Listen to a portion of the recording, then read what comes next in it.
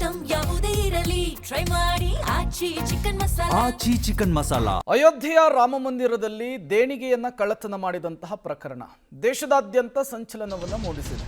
ಈಗ ರಾಜ್ಯದಲ್ಲೂ ಕೂಡ ಅಲರ್ಟ್ ಆಗಿದ್ದಾರೆ.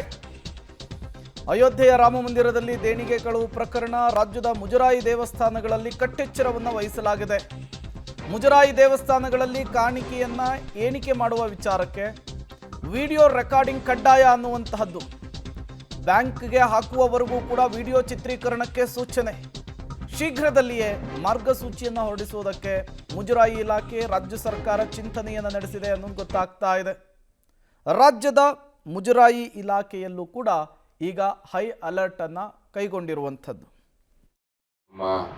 ರಾಮ ಮಂದಿರದಲ್ಲಿ ಯಾವ ರೀತಿ ಕಳ್ಳತನ ಆಗಿದೆ ಅನ್ನೋದನ್ನ ನಮ್ಮ ರಾಜ್ಯದಲ್ಲಿ ಮುಂಜಾಗ್ರತವಾಗಿ ಕರ್ನಾಟಕ ರಾಜ್ಯದ ಎಲ್ಲ ಮುಜರಾಯಿ ದೇವಸ್ಥಾನದಲ್ಲೂ ಕೂಡ ಇದನ್ನ ಬಹಳ ಎಚ್ಚರಿಕೆಯಿಂದ ಇರಬೇಕು ಅಂತೇಳಿ ಎಲ್ಲ ಕಡೆ ನಮ್ಮ ಮುಜರಾಯಿ ಇಲಾಖೆಯವರು, ನಮ್ಮ ಡೆಪ್ಟಿ ಕಮಿಷನರ್ ಅವರ ಮುಖಂಡತ್ವದಲ್ಲಿ ನಮ್ಮ ಸ್ಥಳೀಯ ಪೊಲೀಸ್ ಅಧಿಕಾರಿಗಳು ಎಲ್ಲ ಏನು ನಮ್ಮ ಹುಂಡಿಗಳಿರ್ತದೆ, ಹುಂಡಿಗಳು ಹಣ ಹಾಕೋದ್ರಿಂದ ಹಿಡಿದು ಹಣ ಬಿಚ್ಚೋದ್ರಿಂದ ಹಿಡಿದು ಬ್ಯಾಂಕ್ ಹಾಕೋರು ಕೂಡ ಎಲ್ಲ ಕೂಡ ವಿಡಿಯೋ ರೆಕಾರ್ಡ್ ದಾಖಲೆಯಲ್ಲಿ ಇಡಬೇಕು.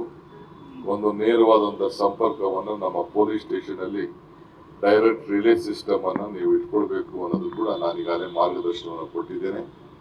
ಸದ್ಯದಲ್ಲೇ ಅದಕ್ಕೆ ಒಂದು ಜಿಯೋ ಕೂಡ ವ್ಯವಸ್ಥೆ ಮಾಡಿ ನಮ್ಮ ಮುಜರಾಯಿ ಇಲಾಖೆಯವರು, ನಮ್ಮ ಡೆಪ್ಟಿ ಕಮಿಷನರ್ಸು ಮತ್ತು ಪೊಲೀಸರು ಇಬ್ಬರು ಸೇರಿ ಆ ಕೆಲಸವನ್ನ ಮಾಡಿ ನಮ್ಮ ರಾಜ್ಯದಲ್ಲಿ ಯಾವುದು ಕೂಡ ಅಂತ ಘಟನೆ ನಡೆದೇ ರೀತಿಯಲ್ಲಿ ನಾವು ನೋಡ್ಕೊಳ್ಬೇಕಾದ್ದು ಬಹಳ ಮುಖ್ಯ.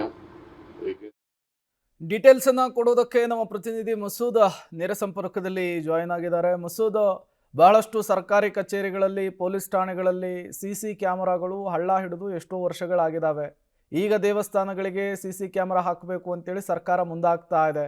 ಬರೀ ಕ್ಯಾಮೆರಾ ಹಾಕೋದಲ್ಲ, ಅದರ ನಿರ್ವಹಣೆ ಕೂಡ ಅಷ್ಟೇ ಮುಖ್ಯ ಅನ್ನೋದು ಸರ್ಕಾರದ ಗಮನಕ್ಕೆ ತರುವಂತಹ ಕೆಲಸ ಆಗುತ್ತಾ ಹೇಗೆ ಅಂತ ಹೇಳಿ? ಪ್ರೇಮ್, ಅಯೋಧ್ಯೆ ರಾಮ ಮಂದಿರದಲ್ಲಿ ಏನು ಹುಂಡಿ ಕಳವು ಪ್ರಕರಣ ಆಗಿದೆ, ಆ ಹಿನ್ನೆಲೆಯಲ್ಲೇ ರಾಜ್ಯ ಸರ್ಕಾರವನ್ನು ಕೂಡ ಒಂದು ರೀತಿಯಲ್ಲಿ ಎಚ್ಚೆತ್ತುಕೊಂಡಿರುವಂಥದ್ದು. ಬೆಳಗಾವಿನಲ್ಲೂ ಕೂಡ ಮುಖ್ಯಮಂತ್ರಿಗಳು ಈ ಮಾತನ್ನು ಹೇಳಿದರು, ಇವತ್ತು ಕೂಡ ಪುನರುಚ್ಚರಿಸಿದ್ದಾರೆ. ರಾಜ್ಯದ ಮುಜರಾಯಿ ಇಲಾಖೆ ವ್ಯಾಪ್ತಿಗೆ ಬರುವಂತಹ ದೇವಸ್ಥಾನಗಳಲ್ಲಿ ಹುಂಡಿಯಿಂದ ಏನು ಹಣ ತೆಗೆಯೋದು, ಎಣಿಕೆ ಮಾಡೋದು, ಅದನ್ನು ಬ್ಯಾಂಕಿಗೆ ಹಾಕೋದು, ಇವೆಲ್ಲ ಪ್ರಕ್ರಿಯೆ ಇದೆಯಲ್ಲ, ಎಲ್ಲವೂ ಕೂಡ ಕಡ್ಡಾಯವಾಗಿ ವಿಡಿಯೋ ರೆಕಾರ್ಡಿಂಗ್ ಮಾಡ್ಕೋಬೇಕು ಅನ್ನುವಂಥ ಸೂಚನೆ ರಾಜ್ಯ ಸರ್ಕಾರದಿಂದ ಮುಜರಾಯಿ ಇಲಾಖೆಯಿಂದ ಅದರ ವ್ಯಾಪ್ತಿಯ ದೇವಸ್ಥಾನಗಳಿಗೆ ಹೇಳ್ತೇವೆ, ನಿರ್ದೇಶನ ಕೊಡ್ತೇವೆ ಅನ್ನುವ ಮಾತನ್ನು ಹೇಳಿದ್ದಾರೆ.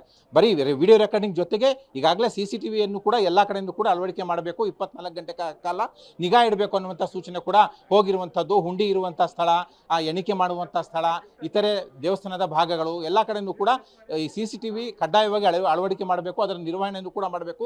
24 ಗಂಟೆ ಕಾಲವೂ ಕೂಡ ಅದರ ನಿಗಾ ಇಡಬೇಕು. ಜೊತೆಗೆ ಈ CCTV ಮತ್ತು ವಿಡಿಯೋ ರೆಕಾರ್ಡಿಂಗ್ ಎಣಿಕೆ ಸಂದರ್ಭದಲ್ಲಿ ಏನು ಮಾಡಿಕೊಳ್ಳಲಾಗುತ್ತೆ ಅದನ್ನು ಸ್ಥಳೀಯ ಪೊಲೀಸ್ ಠಾಣೆಗೂ ಕೂಡ ಸಬ್ಮಿಟ್ ಮಾಡಬೇಕು. ಸ್ಥಳೀಯ ಪೊಲೀಸರು ಕೂಡ ಸಂದರ್ಭದಲ್ಲಿ ಹಾಜರಿರಬೇಕು, ಮುಜರಾಯಿ ಇಲಾಖೆ ನಿಗಾ ವಹಿಸಬೇಕು. ಇವೇ ಮುಂತಾದ ಮಾರ್ಗಸೂಚಿಗಳಲ್ಲಿರುವಂತಹ ನಿರ್ದೇಶನಗಳನ್ನು ಕೊಡ್ತೇವೆ ಅನ್ನುವಂಥ ಮಾತನ್ನು ಹೇಳಿದ್ದಾರೆ. ಈ ಸಂಬಂಧಪಟ್ಟಂತೆ ರಾಜ್ಯದ ಮುಜರಾಯಿ ಇಲಾಖೆ ದೇವಸ್ಥಾನಗಳಿಗೆ ಸಂಬಂಧಪಟ್ಟಂತೆ, ಹುಂಡಿ ಎಣಿಕೆ ಸಂಬಂಧಪಟ್ಟಂತೆ ಸ್ಪಷ್ಟ ಮಾರ್ಗಸೂಚಿಗಳನ್ನು ಕೂಡ ಬಿಡುಗಡೆ ಮಾಡಲಾಗುತ್ತೆ ಸರ್ಕಾರದಿಂದ ಅನ್ನುವಂಥ ಮಾತನ್ನು ಕೂಡ CM ಅವರು ಹೇಳಿದ್ದಾರೆ. ಇನ್ನೂ ಕೂಡ ಮಾರ್ಗಸೂಚಿಗಳು ಬಂದಿಲ್ಲ. ಯಾವ ರೀತಿ ಮಾರ್ಗಸೂಚಿ ಇರಬೇಕು ಅನ್ನೋ ನಿಟ್ಟಿನಲ್ಲಿ ಪರಿಶೀಲನೆ ನಡೀತಾ ಇದೆ. ಒಟ್ಟಾರೆಯಾಗಿ ಅಯೋಧ್ಯೆ ರಾಮ ಮಂದಿರ ಹುಂಡಿ ಕಳವು ಹಿನ್ನೆಲೆಯಲ್ಲಿ ರಾಜ್ಯ ಸರ್ಕಾರ ಈ ಕಟ್ಟೆಚ್ಚರಕ್ಕೆ ಮುಂದಾಗಿರುವಂಥದ್ದು. ಇದನ್ನ ಸೂಕ್ತವಾಗಿ ನಿರ್ವಹಣೆಯನ್ನು ಕೂಡ ಮಾಡಬೇಕು. ರಾಜ್ಯದಲ್ಲಿ ಯಾವುದೇ ಘಟನೆಗಳಾಗಿಲ್ಲ, ಆದರೆ ಆಗಬಾರ್ದು ಅನ್ನುವಂಥ ಕಾರಣಕ್ಕಾಗಿ ಈ ಒಂದು ಎಚ್ಚರಿಕೆ ಹೆಜ್ಜೆಯನ್ನು ರಾಜ್ಯ ಸರ್ಕಾರ ತೆಗೆದುಕೊಳ್ತಾ ಇದೆ. ಪ್ರೇಮ್, ಥ್ಯಾಂಕ್ ಯು ಮಸೂದ್ ತಮ್ಮೆಲ್ಲ ಮಾಹಿತಿಗಾಗಿ.